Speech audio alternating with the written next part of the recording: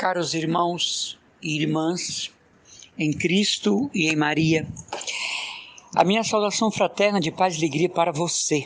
Desejo que assim seja. Eu hoje gostaria de dar uma palavrinha sobre os eremitas urbanos, as eremitas urbanas. Faz muito tempo que eu não falo e, no meu particular, alguns têm pedido para voltar a dar uma palavrinha. Meus irmãos e irmãs que são eremitas urbanos, homens e mulheres, jovens e adultos, a nossa vida de eremitas, ela só tem sentido se ela for um especial serviço à igreja.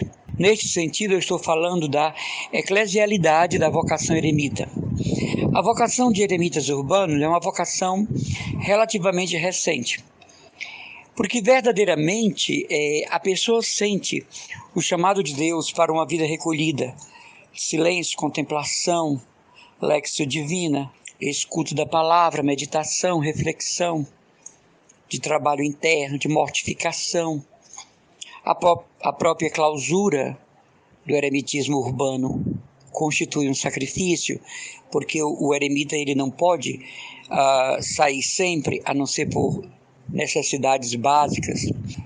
Então essa nossa vida, ela gira em torno do mistério da igreja. Não nos isolamos para nós, mas para os outros e pelos outros.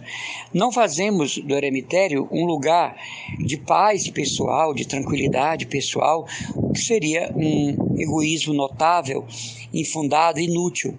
Mas, ao contrário, nós estamos ali numa atitude, digamos, de batalha espiritual.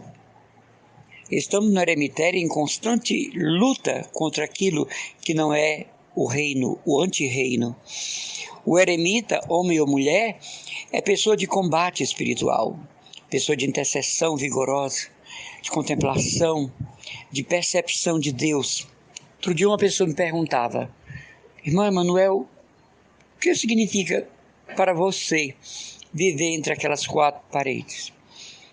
E eu dizia para ela: aquelas paredes falam, o silêncio ele é eloquente, o silêncio fala. O silêncio comunica Deus. O silêncio puxa a conversa com Deus. E Deus puxa a conversa com o eremita. A nossa vida ou ela é eclesial, ou ela é missionária. Veja que Santa Teresinha é padroeira das missões sem nunca ter posto o pé fora da clausura, nem para ir ao dentista, nem para ir ao médico. Se a nossa vida não é um espaço de entrega pela igreja, então ela é tudo menos o eremitismo urbano. Quando nós entendemos que esta nossa vocação de eremitas urbanos nos torna intercessores da igreja, propaladores das suas glórias, intercessores dos cardeais, bispos, sacerdotes, religiosos, autoridades, as sagradas congregações da igreja, do Vaticano. Se a nossa vida não é um foco luminoso em direção ao Santo Padre, ao arcebispo local, aos sacerdotes, religiosos e leigos, então é um isolamento bastante simplório e sem sentido. Lembre-se, você que é eremita urbano, homem ou mulher, que você não está no seu eremitério por você, mas pela humanidade. Nós entendemos que não precisávamos entrar numa ordem religiosa, que nós poderíamos viver o carisma daquela ordem religiosa no eremitério particular. No entanto, essa nossa vida contorna os 6 continentes. A nossa vida contorna o mundo inteiro e a igreja está à disposição dos sacerdotes, das missões, dos missionários. O eremita ou a eremita urbanos, eles são pessoas que têm uma reflexão ponderada sobre a ação da igreja, sobre os seus conflitos, sobre as suas falhas, sobre os seus desafios, sobre as suas conquistas. Nós estamos informados de como anda a igreja a nível de mundo, de América Latina, de Brasil, de Nordeste, de Fortaleza, do Ceará. O eremita ou a eremita não é uma pessoa alienada, e nem só uma pessoa de rezas, mas uma pessoa de oração. Quando eu estou na lexio divina, quando eu estou na meditação, quando eu estou na oração da liturgia das horas, quando eu estou na leitura da palavra, aquilo tudo se transforma em dom e oferenda pelo mundo. Se eu não creio nisso seria bom eu rever o meu chamado à vocação de eremita urbano. Pode acontecer que um eremita urbano pense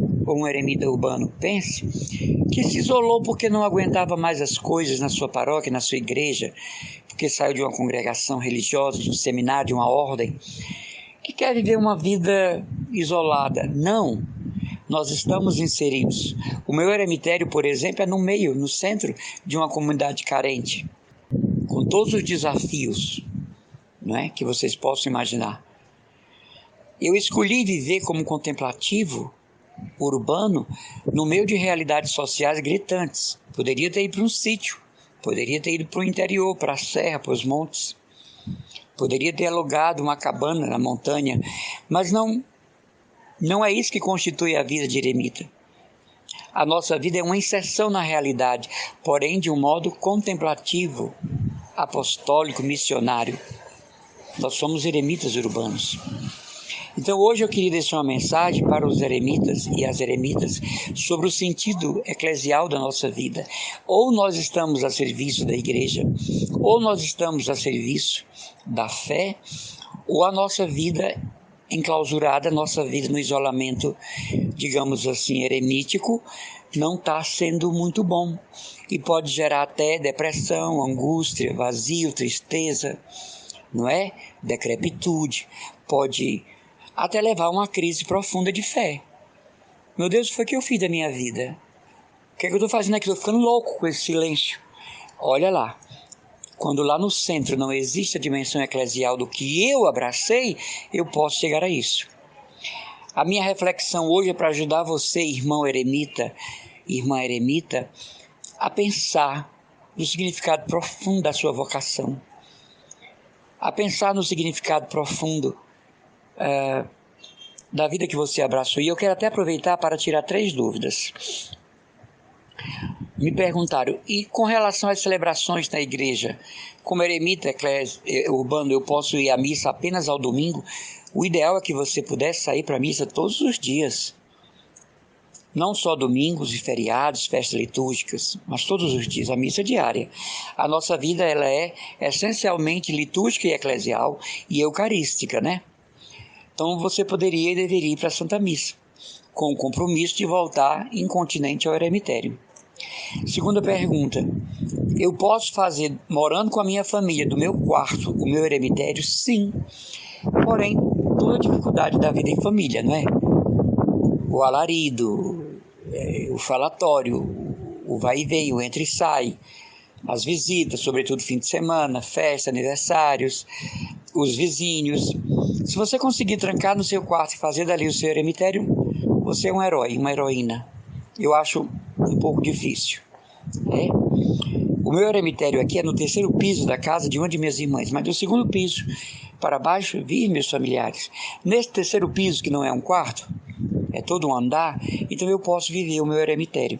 Aqui eu tenho silêncio, minha família sabe que para subir aqui precisa avisar que estão subindo. Os meus sobrinhos respeitam a minha clausura. Eu não recebo visita, muito raramente, a não ser de sacerdotes religiosos.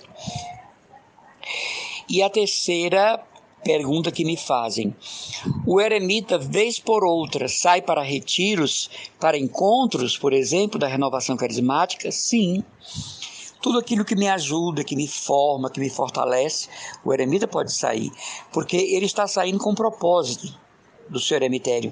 Ele está indo para um retiro, para um curso, para um congresso de renovação carismática, de qualquer outro movimento, do Focolares, do catecumenato, de pastorais, mas o objetivo é esse, né?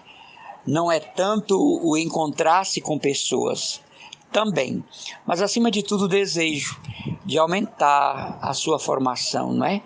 De ter a sua formação em um grau assim, associado à vida que você leva. E acima de tudo, meus irmãos eremitas, homens e mulheres, a nossa oração, ela precisa animar a nossa vida. Conheço pessoas que começaram muito bem a vida de eremitas aqui em Fortaleza, eu dei algumas orientações, mas já desanimaram, já desistiram. Por quê? Porque, por certo, não era um chamado, não é? Mas, acima de tudo, porque não viveram a dimensão diária da nossa vocação de oração, contemplação, não é?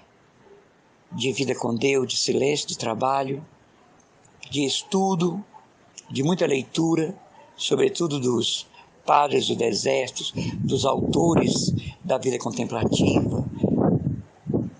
Então, aquilo que não se alimenta, né, uma planta que você não vai aguar, como diz aqui no Ceará, ela não medra, ela não vinga, ela morre.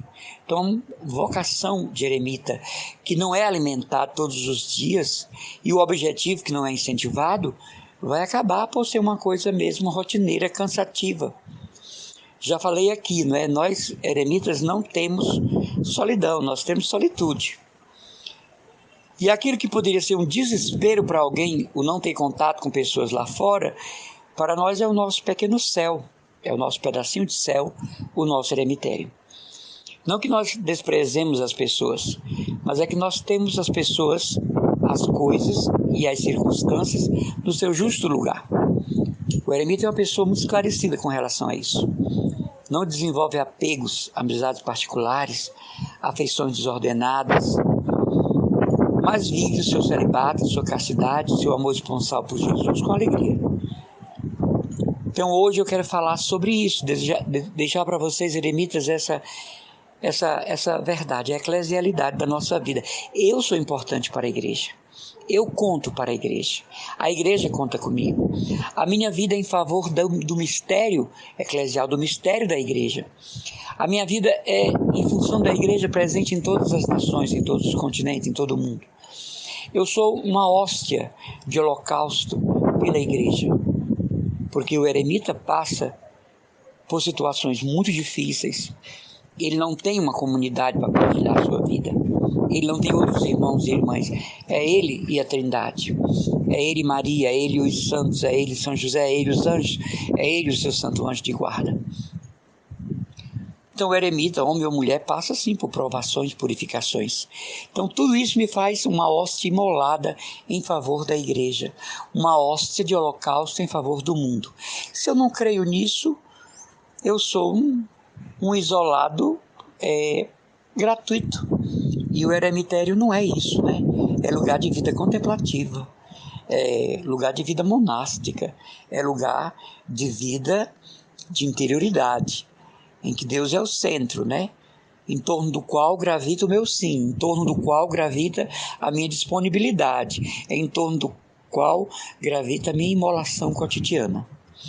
Um abraço e as orações do irmão eremita de vocês, irmão Emanuel Maria do Menino Jesus e Santa Teresinha, consagrado da comunidade católica Cristo Domus, da paróquia de Santa Luzia do Meireles, da nossa casa-mãe na Erolândia e do nosso novo grupo na Vila Manuel Sátiro.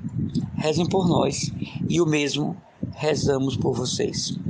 Peço desculpas porque o eremitério é no centro de uma comunidade carente, então é natural barulhos, né, de pessoas, motos, carros que passam fazendo barulho, e a gente tem que conviver com isso, porque faz parte também, na área da imolação cotidiana, suportar esses pequenos desníveis.